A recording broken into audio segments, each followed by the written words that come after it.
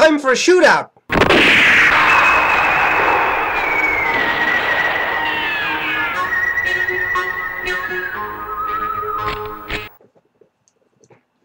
And today we're going to talk about two stealth pens, that is black pens.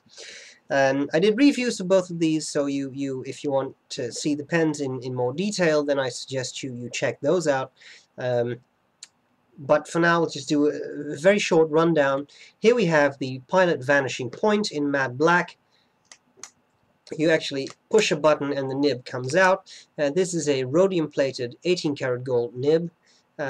We have, of course, the vanishing point thing, so it's almost like a ballpoint in that regard. All black.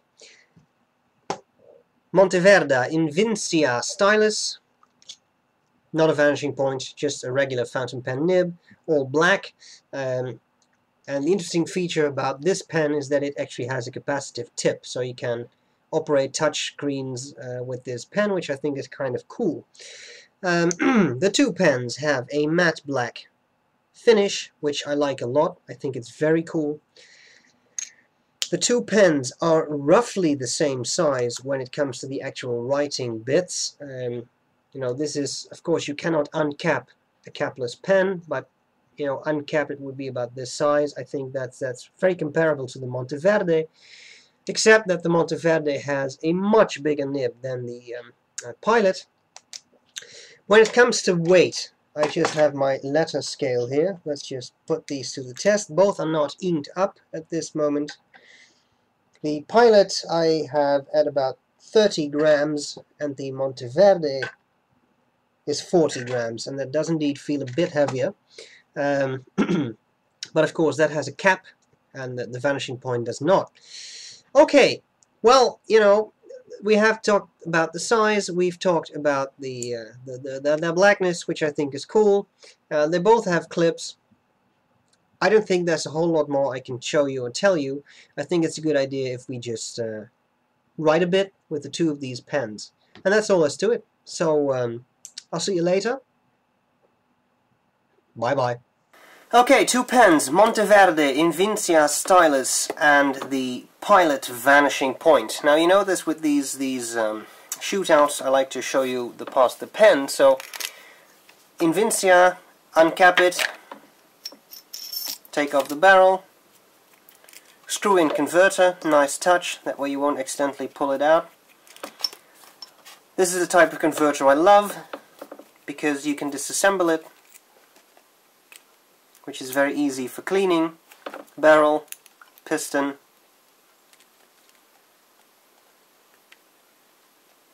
operating knob, and then the little metal thingy to keep it in place.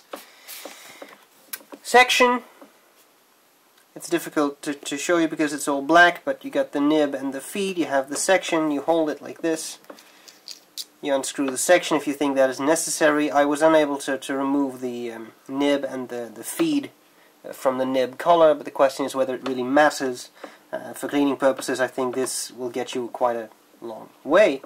You put it back together. You see that I'm putting that there, and I'm holding the feed. I'm only screwing, actually touching the section. That way you don't accidentally push the nib out of alignment with the feed, you see. Put that back together.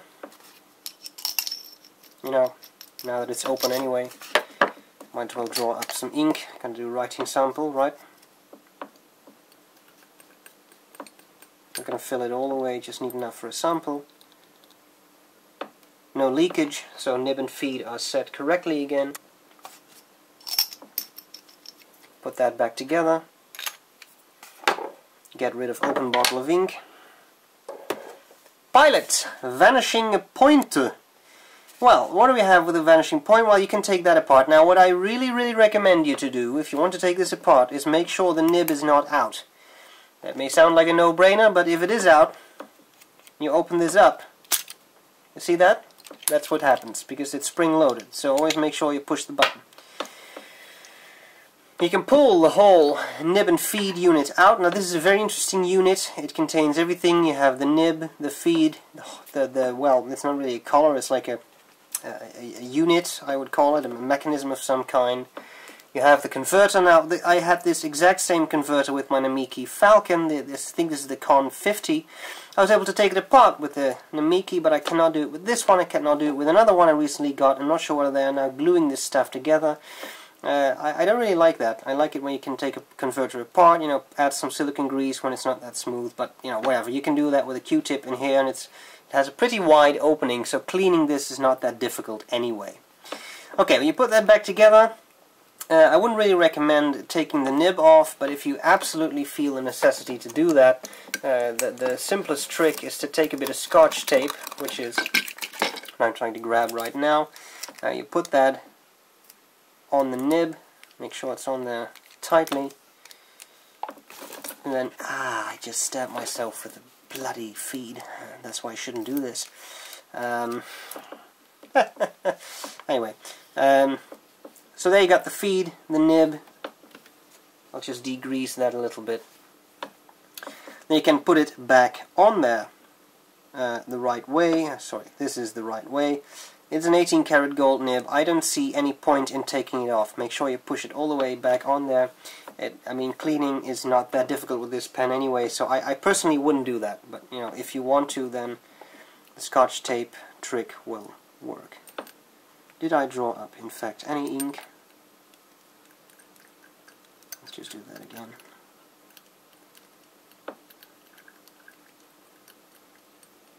Yosh! There we go. Just wipe that off a bit.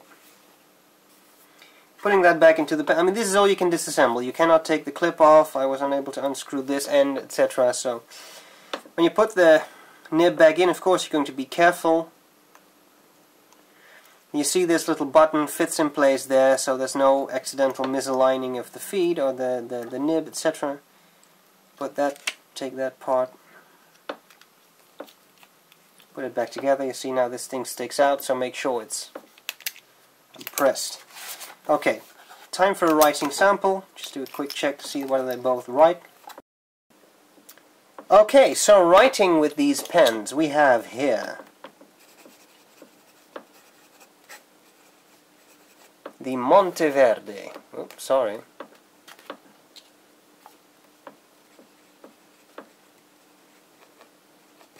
Invincia Stylus. And on the other end, wearing the blue gloves, we have the Pilot. VP, Vanishing Point, or Member of Parliament. This is a broad nib.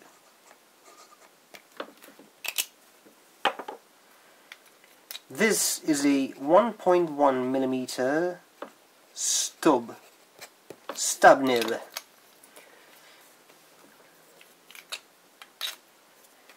Bit of writing.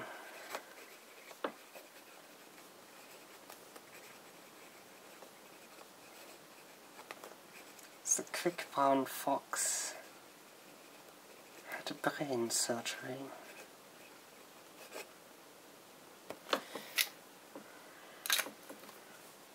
Wasn't feeling too well.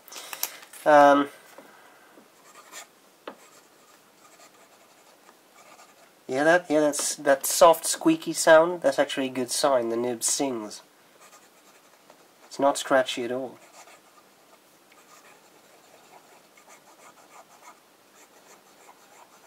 That's amazing.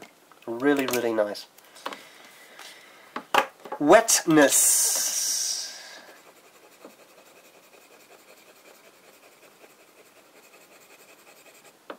Well, looks pretty wet to me.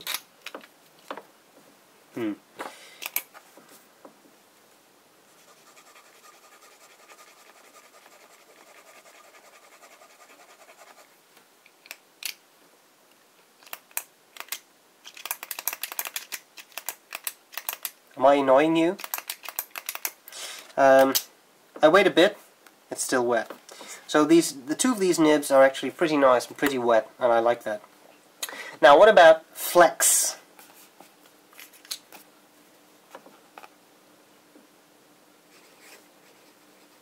We know that this is serious nibbage. I want to see the flex. Well, there is some. Ooh, that didn't sound good. I was pushing it a bit too hard there. There is a little bit, but you know, you don't really need flex with a stub because it gives you line variation anyway. Right? This was under no pressure whatsoever, and you see the line variation. This nib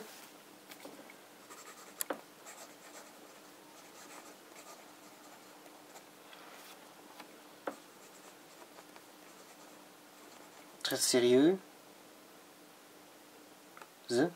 Well, anyway, it's quite serious nibbage.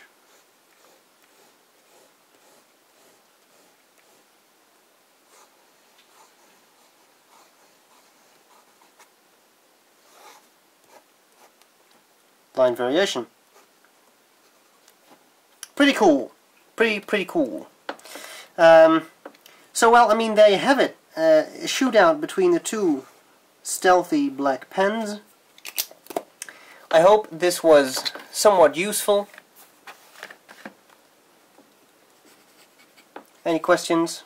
Comment below. And that's all there's to it. So, bye-bye.